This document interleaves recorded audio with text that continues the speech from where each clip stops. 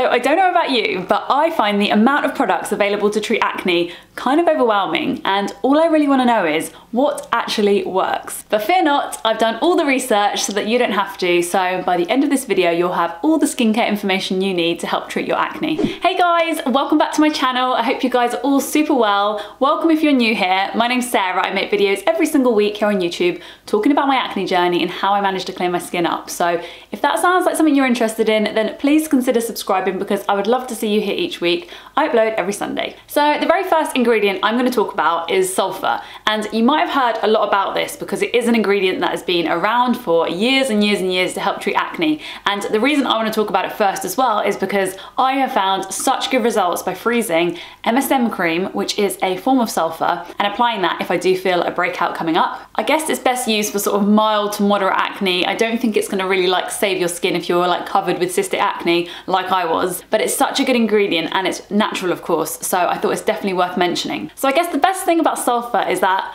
on top of it being microbial. So some good things to mention about sulfur because it is such a great acne ingredient is one, it's antimicrobial. So it's going to be great for killing bacteria in your pores.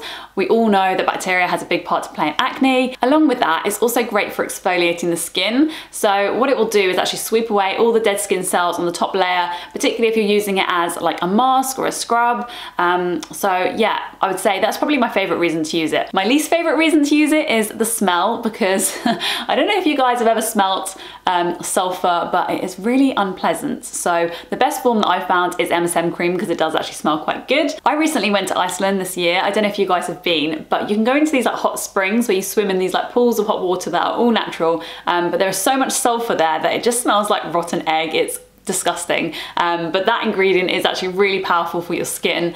It's going to be great as well because it's really going to get into the pore and clear out any gunk. It really draws things out. The only thing I would say is if you do have super sensitive skin, then this might not be the best option for you because it can be a little bit drying. Next up, I want to talk about benzoyl peroxide, okay? And if you've ever struggled with acne, you've probably come across this ingredient because it's probably the first thing I was prescribed by my doctor when I first broke out, and it's such a powerful ingredient. Honestly, I've tried it a few times, and for me, it's not my favorite ingredient to use because I did find that it was super irritating on my skin.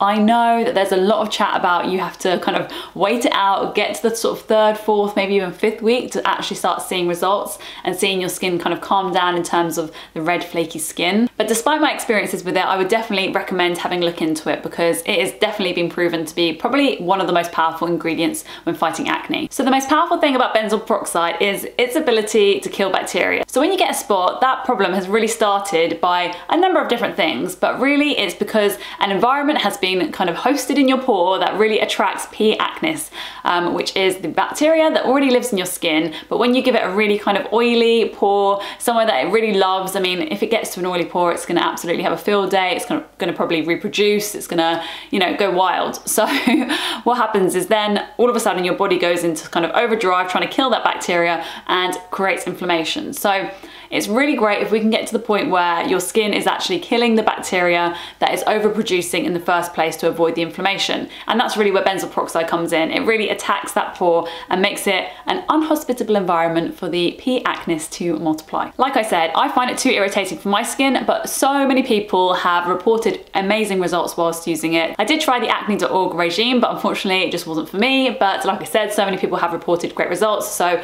definitely worth checking out. You can get benzoyl peroxide in a few different strengths. I think when I got it prescribed by my doctor, it was 5%, but I know that the acne.org range is 2.5%, so it's slightly gentler. I still find it irritating, but I'd really recommend going with the lower strength when you first start using this. Definitely worth noting with benzoyl peroxide that if you have any favorite pajamas or bed sheets, I would not put this anywhere near it because I have bleached so many pillowcases, so much bedding, my favorite PJs, my favorite towels with benzoyl peroxide, and yeah, it's not fun, is it, guys? So if you're going to use this, make sure you're putting it on at night and make sure you're staying away from your favorite PJs and bedding. I think I might have even bleached my eyelashes with it once. Talking of eyelashes, I actually got an LVL treatment done this week before my holiday. I am super impressed with the results. Like, honestly, I'm so excited to not wear mascara for the next few months. If you're finding this video helpful, then please give me some feedback and hit the like button, or the dislike button if you're really not enjoying it either.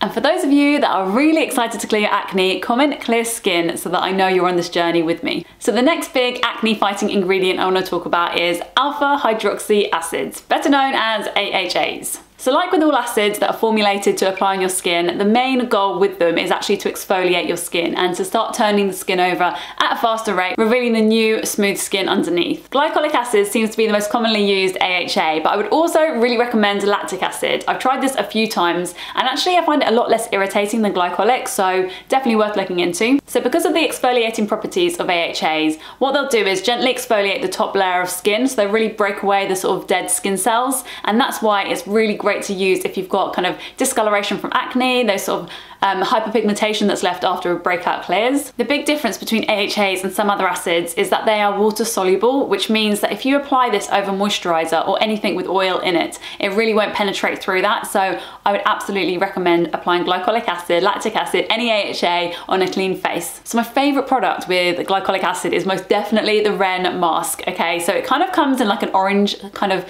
gel consistency, reminds me a little bit of marmalade, but when you apply it to the skin, it actually feels kind of soothing at first. Sometimes I find with glycolic acid it really stings the skin, but this one I have not found any problems with at all. I've been using it for years, so if I can find it online, I'll link it down below, but it's really worth checking out. It really kind of brightens your complexion, so definitely good for those stubborn acne marks that just will not fade.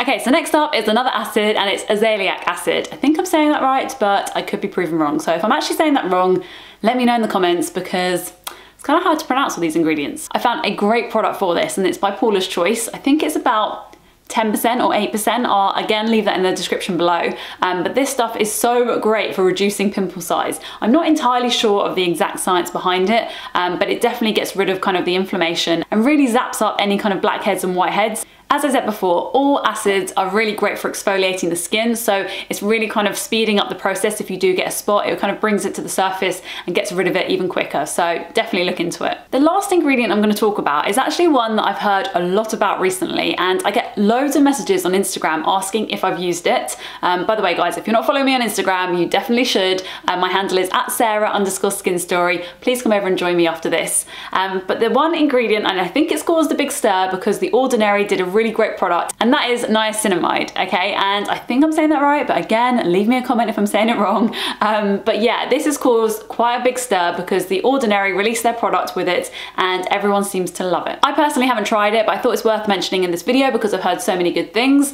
Essentially, it's a derivative of vitamin B. So much like you get your kind of retinols and things, which are derivatives of vitamin A, so this is essentially a synthetic form of vitamin B. I think the really big thing that makes me want to try it is actually its ability to reduce the oil production in your skin. I'm not too sure what the actual studies say about this, but I do know that that's been the biggest result most people have had. So in terms of pore size as well, it could actually shrink your pore size.